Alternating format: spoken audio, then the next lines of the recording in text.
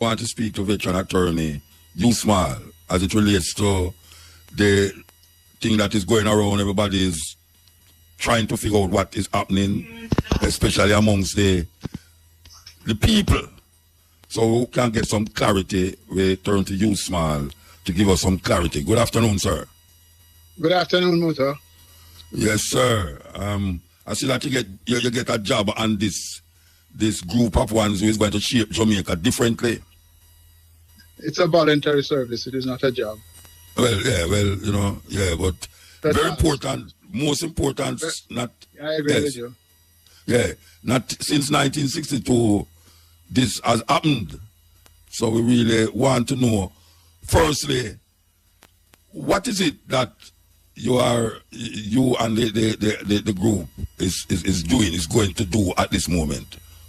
Well, what are you mandated to do now? I'm a member of the Constitutional Reform Committee that has been set up by the Minister of Legal and Constitutional Affairs as an advisory committee to consider what are some of the changes that can be made at this stage to reform the Jamaican Constitution. The government of Jamaica, which consists of the party that forms the government and the opposition, have to work together for the amendment of the Constitution, because whatever proposal that they put into the reform process will eventually result in us having a referendum in which the people will be the final and decisive say in how the Constitution may be changed. So how you decide what to put up front to decide that this need to be changed? By what? How you decide? The government set out some terms of reference that bind and control what we can do at this stage. They want to concentrate in the first stage on those changes that need a referendum. That is to say, those changes of the Constitution that can only be made if the people vote in favor of it. For example, to remove the British monarchy entirely from the Constitution of Jamaica. That is to say, the present Constitution, the one that we've had since independence, has the monarch, the Queen of England originally, and now the King of England as the head of the state of Jamaica, and the monarch, the Queen originally, and the King now are represented by the Governor General. Even the legislative, that is to say, the powers to make laws in Jamaica, involve a power to be exercised by the monarch through the Governor General.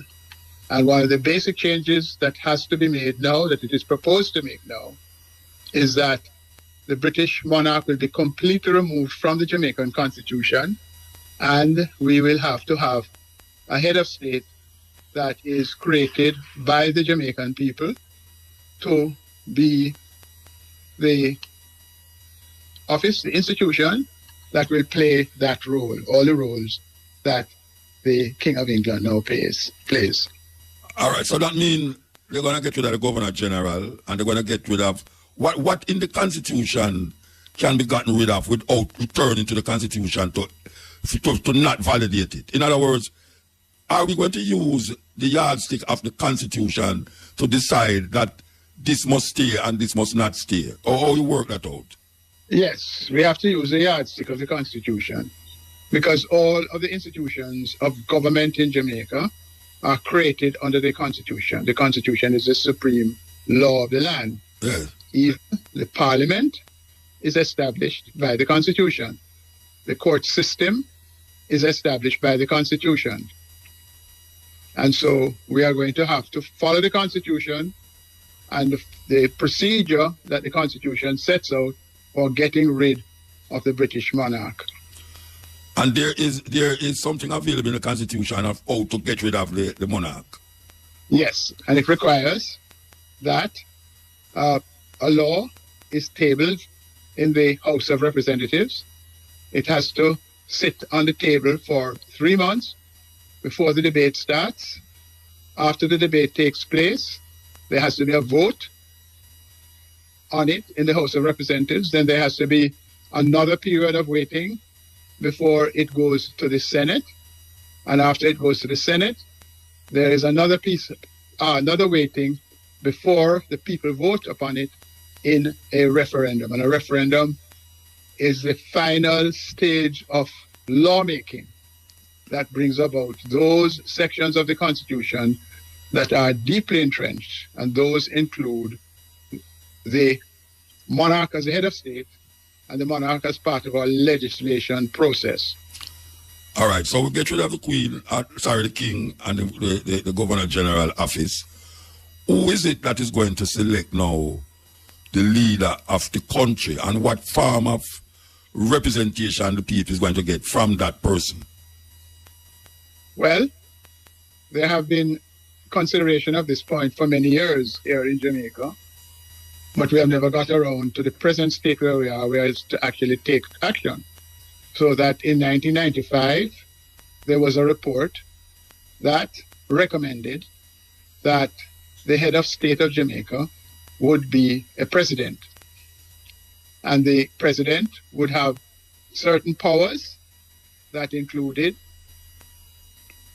most of the powers and additional powers that the Governor General now exercises on behalf of the Queen. So we are going to have, if we are to establish a constitution that is Republican, to have a president. There are some people in the public who feel that we should have a president that has more power than the proposal that was made for the establishment of the presidency in 1995. And a number of people look at countries like the United States, where the president has a lot of executive power that gives her or him the power, for example, to propose certain laws and to make certain appointments. But the current thinking, particularly of the two political parties that form up the government of Jamaica, is that we should not have an executive president, but a president who is head of state that has powers similar to the powers that are now exercised by the Governor General. Oh, so it's like a figurehead then? The president would be a figurehead?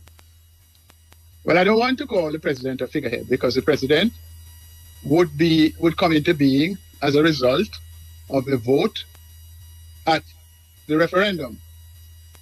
But he's a figurehead in the sense that if you compare the model that has been proposed with, say, the powers that the President of the United States, or for that matter, the President of many of the states in Latin America have, that president that is being proposed would not have as much power as those presidents. So the president that you're talking about, in which way, how we go about selecting that president? I know that individual, how do you go about it? Because there's two parties in Jamaica right now. And we can talk about a bipartisan selection, but we know that the two parties sometimes seem to be like one party. So how do we break the back of that stronghold? Sorry, I apologize. Yeah, to elect. How do we know? Because right now the Prime Minister is selected, right? Now, who is going to elect the president? Well, the proposals that were made in 1995, which is the base from which I think the government and the opposition now start. I'm not expressing my personal opinion, I'm expressing the opinion of what was in the 1995 proposal. Yeah. Is that there would be a consultation, that is to say, a talking between the leader of the opposition and the Prime Minister to find somebody who would be acceptable, not only to those two sides of the House of Representatives and the Senate, but also somebody who would be acceptable to the nation as a whole, as representing the nation as a whole. And that nomination would be voted on by each House of Parliament, sitting by itself, but voting by at least 2/3 in favor of the president. There are also proposals that perhaps the two houses of parliament could sit together and exercise that vote. But if you look at the current situation, you will see that in the House of Representatives, the party of which Mr. Hollis is a leader has more than 2/3 of that is it. Of the House of Representatives. So that is one of the things that has to be further discussed. I'm not expressing my personal opinion. Yeah, I understand. To assist in getting a better understanding of what is taking place. All right, there's a lot of argument around that the commission that is selected to do this work is not wide enough. There are more groups of people in Jamaica that could have been included in this commission. I don't know if you agree with it or not, but I personally feel that a lot of ones out there is feeling frustrated because they never get a chance to really involve in this such a momentous situation. Or what do you think about that?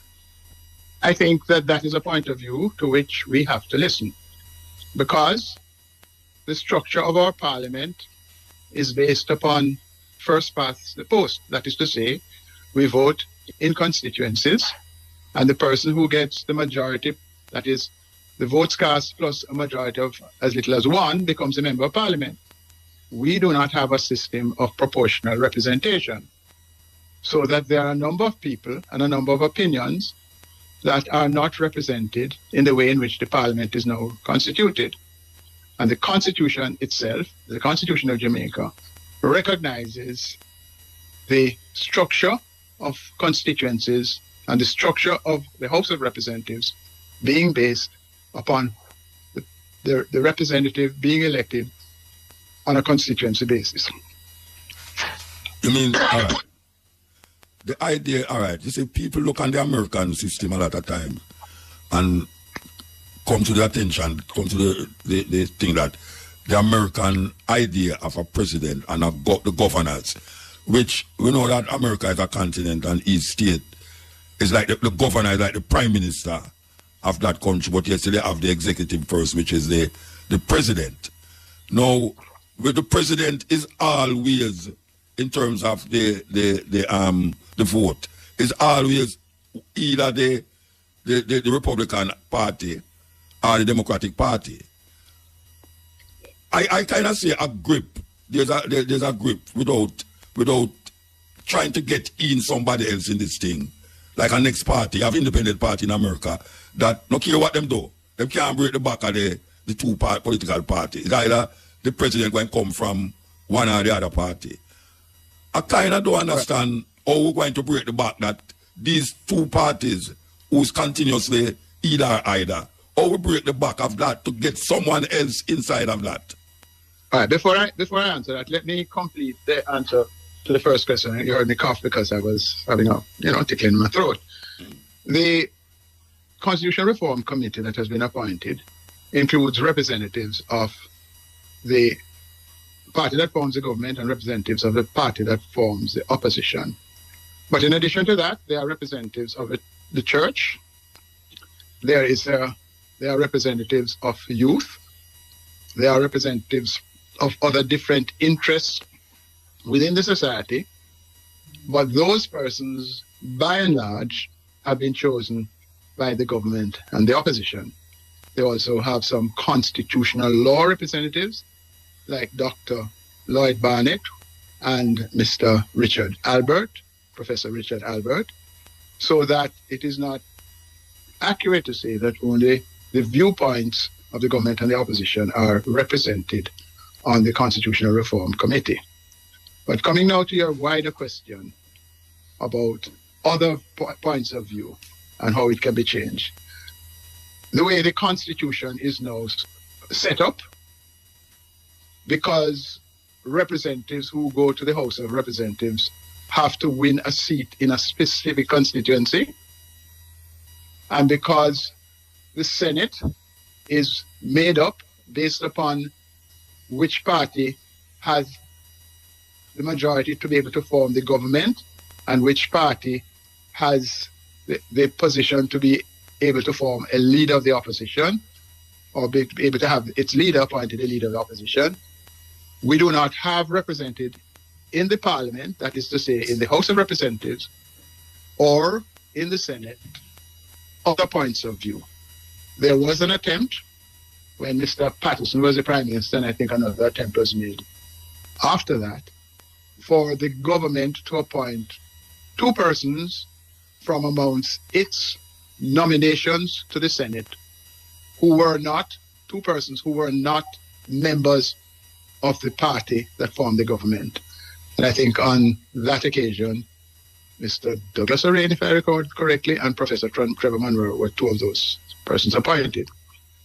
One of the things that we need to hear from the public is whether they are satisfied with the system of appointing senators. Should the Senate be expanded? And if it is expanded, how will we set up a system that makes sure that there are other points of view represented in the Senate in a future change to the Constitution of Jamaica? That is why it is important that people should come out and speak their minds now. Speak their minds on radio programs, speak their minds by writing letters, speak their minds by talking to the representatives in their constituencies, and also inviting the Constitutional Reform Committee to come and speak to them. And we are bound to find that we have a much richer conversation about the new Constitution if more people speak their mind and speak it clearly. Okay, all right. I want to go back to this idea of representation from the two parties, that there are people in there that represent the church, people represent that, people represent this. The problem with that is that a lot of those people in it is either voting for either one party or the other party. The majority of people did not offer themselves up for any of the two parties. The majority of people. And the majority of people did not vote in the last election. Yeah, that's what I'm saying. They never vote. They never say. No, that's what I'm talking about. The representation of this government and the opposition is not representing the majority of the people, because the majority of people never vote for one way or the other. So the problem with that is this, that even if you have a church member and you have a whatsoever member in the commission that is dealing with this thing now, when they come to a conclusion in it, is it that all of the conclusions will be taken to the referendum, or will it be taken inside of the group there that you say, all right, this don't have to go to referendum, so we're going to say this is good or this is bad? How that work? All right, well, the first thing that I want to say is that the question you ask must be asked and must be answered. The Constitutional Reform Committee does not have the power to decide what will go into the ballot on the for voting at the referendum. It has the power to advise. It is only an advisory committee to the minister, and the minister will take the advice or the recommendations to the cabinet, and it is the cabinet that is going to decide. However, if there is any chance for us to have a successful change in the Constitution, the government is going to have to speak with the opposition also, because at the stage where the vote is taken in the House of Representatives and the stage where the vote is taken in the Senate, if the opposition party does not agree, it is not going to reach the stage that there can be a referendum. So you think that there could be a situation where the two parties agree, but the majority of people don't agree? Well, if the two parties agree, if there is sufficient opportunity for people to understand what is happening, and it reaches a stage of a referendum, and there is not a majority of people voting at the referendum in favor of the changes cannot take place, will not take place. So who would go back to now? Who would it be going back to? The two parties again? We'd have to have further consideration, and we'd have to inform ourselves, why is it that people voted as they voted? Well, we have to find out why is it that the majority of people in Jamaica didn't vote for none of the two parties. That is an inside thing now. But if we come to the conclusion that you have a referendum and the two parties put something together, and then all of a sudden you hear say the referendum declare that them don't agree with the two party them, no way. And maybe it's the majority of people not going to agree with the two party them, just like how the majority of people didn't vote. So you're going to take it back now. Who you going to carry it back to? The same people them? Muta. Yeah. In order for the majority of people to have a vote at the referendum, a whole heap of people are going to have to register to vote now. Yes. And they have to register to vote between now and the end of September. Yeah, but what? All right. So if the people, yeah, I hear you. I'm just talking about. You understand what I mean? Yes. If your vote count in how you think and your thoughts. The idea that maybe the people who did not vote, who decide to vote now, will not agree with the two parties them. And in that case, there will be no change. So they can't go back then. They can't go back and find out why is it that the people never vote. What the two parties put up. Could they go back now and say, wait, I wonder why the people never vote for that situation? And then I think this is why we have to. Sorry, go ahead. No, I say the way I say, they could find out why when the people them vote. If they didn't vote for none of this, the argument that the PNP and the JLP put, and now they have a situation now. Why is it that them didn't vote? Maybe they should go now into the crevices and the corners of Jamaica, in the town halls and in the churches and in everywhere, and find out why is it that the PNP and the JLP put forward a situation and the majority of people didn't find it necessary for vote. Yeah, but that hasn't happened yet. That hasn't happened yet. What we need to make sure is that everybody get on the election list now. Yes. Because if you don't get on the election list now, you're not going to have a vote. Yes. At the next referendum. Yes. When is that? When do you think that will take place? That referendum? Well, it is in the hands of the government and the opposition. I think that the government wants to start the process by putting the law before the House of Representatives sometime this year, and to start the debate in the House of Representatives this year. And then there has to be a period of waiting before the debate starts. Yeah. And after the debate has finished, provided that there has been a two-thirds vote in the House of Representatives, and it goes to the Senate, it has another waiting period. And then after that, when the vote is taken in the Senate, it has to have the two-thirds vote, and that can only take place with cooperation of the opposition. Yes. And then there's a further period of waiting before the referendum can take place. But in when is the next general election? The next general election has to be held before the end of next year. No, 2025. 2025? Yes. All right, and all of this that we just speak about now will happen before 2025. Well, I think that is the intention, and I think that I listened to a broadcast you made last year in which you spoke of the importance of symbolism, the important symbol of getting the Queen out of our Constitution. And you made that talk after Barbados had run ahead of us and got their republic established. I think that at the present time, it is more than important that we should have that, not just symbolic change, but revolutionary change from the point of view that from the day that the Spaniards invaded Jamaica and they were followed by the British, the hand of foreign domination has been in the government structure of our country. Yeah.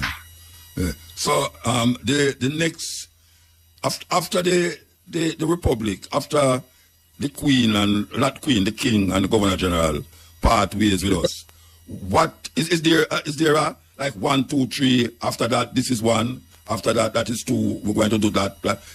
Is that the way it go? Well, I know for sure that the opposition party, the PNP, wants us to get rid of the Privy Council as a final court for legal matters in Jamaica. What about the Commonwealth? Well, leaving the Commonwealth. Please, and I'll come to the Commonwealth. Yeah, man. And I do not think that the government has that as a priority. No, getting rid of the Privy Council does not require a referendum. It could be done this year. But the government says their priorities is to deal with the deeply entrenched matters first. I think also the government has not made up its mind that it will replace the King's Privy Council with the Caribbean Court of Justice. And they're still saying we must have other alternatives, including, they say, a final Jamaican Court of Appeal. And that is something that people need to express their views on. Now, the other question you asked me was? The Commonwealth. Commonwealth. The committee agrees that all references to the Commonwealth must be removed from our Constitution. Right now, in terms of who may sit in our Parliament, it is defined, it is written in such a way that persons who belong to the Commonwealth or citizens of the Commonwealth can be eligible to sit in the House of Representatives and can be eligible to sit in the Senate. I think we are all agreed that that must be removed. And there is consideration being given as to what is the situation with respect to Jamaican citizens who do not live here but live elsewhere and what rights they have. Should there be a term of residence for them to be able to come back and participate in terms of being able to sit in our Houses of Parliament. Yeah. But we are, I think, united in saying that the references to the Commonwealth must be removed from our Constitution. All right, one last question now, very important. The people who's listening now, in their mind, they might be saying, all right, so we get you to the Queen, we get to this, how that help me as a man on the road, as the people on the market, how that will help me? And I refer to Mutabaruka. Because, I mean, I laugh at you, I agree. No, I'm a laugh, I know you a laugh. I'm a laugh. Because right. You said last year that there are things that are important as symbols. Yes. And I won't go into all the other things you said in that broadcast, but I listened to it as part of my preparation to come and speak to you because of my respect for you. Okay. Well, give thanks for that. Give thanks for that. Well, I'll have you just continue then. And continue your effort in getting people to pay attention to what is happening and to express their points of view about what should happen. Okay. Okay, sir. Give thanks. Give thanks. Give thanks. For the time. Yeah, man. Thanks for inviting me. Can you give me a recording of this interview? Well, I know the producer is listening, so I hope they will get that happening. I want you to use your prestige and office because I want to make sure that it is available to the people on the Constitutional Reform Committee. Oh, you're going to give them it? Okay, all right, that's beautiful. Yeah. Well, now that you said that, as sure as fate, the engineer is going to tape it tomorrow, and the producer Shamara. You because you have the power and the influence. No, man, but I tell you now, I am wielding the power now because they are listening to me. I am not in the studio, you know. I am at home. So well, I am actually in America. See that? So you know what now? The engineer is hearing you, and the producer will make you get it. Thank you very much, sir. Yeah, man. Give thanks. Give thanks. Yes, African names. Now we're going to give you the male name, them, and a lot of them here is Ethiopian names. Alem, A-L-E-M, Alem means Redeemer of the world. Redeemer of the world. Alemayo, A-L-I-M-A-Y-U. Alemayo means honoring the God. Girima, Girima, G-I-R-M-A, Girima. Girima means glory. Hakim, H-A-K-I-M, Hakim means doctor. Makonnen, M-A-K-E-N-N-O-N, Makonnen. Sorry, M-A-K-E-N-N-E-N, Makonnen. Means ruler. So that's Alem, Redeemer of the world. Alemayo, A-L-I-M-A-Y-U, Alemayo, honoring the God. Girima, G-I-R-I-M-A, Girima means glory. Hakim, H-A-K-I-M, Hakim means doctor. And Makonnen, M-A-K-O-N-N-E-N, Makonnen means ruler. Female name. Andito, A-N-D-I-T-O, Andito. Andito means great goddess. Ayana, A-Y-A-N-N-A, Ayana means beautiful flowers. Wambui, W-A-M-B-U-I, Wambui means singer of songs. Mudiwa, M-U-D-I-W-A, Mudiwa means the loved. So that's Andito, A-N-D-I-T-O, means great goddess. Ayana, A-Y-A-N-N-A, Ayana means beautiful flower. Wambui, W-A-M-B-U-I, Wambui means singer of songs. And Mudiwa, M-U-D-I-W-A, Mudiwa means love. It to come from Africa at all. So I listened to the news a while ago, and I hear them talk about a pastor in Kenya that caused 100 people for dead because him claim say if them fast long enough, them going to heaven will be quicker. But now them find a next pastor who guilty of the same thing in Kenya. I don't know when people are going to learn this. I don't know how much people have to go through that. I wonder how much of you can, well, not much of you still, because I never born them days. In 1970 something, 78, somewhere like this. So, there was a man by the name of Jones, Jim Jones, and him had a following so big, like thousands of people following, but him start a commune in Guyana, Georgetown, Guyana.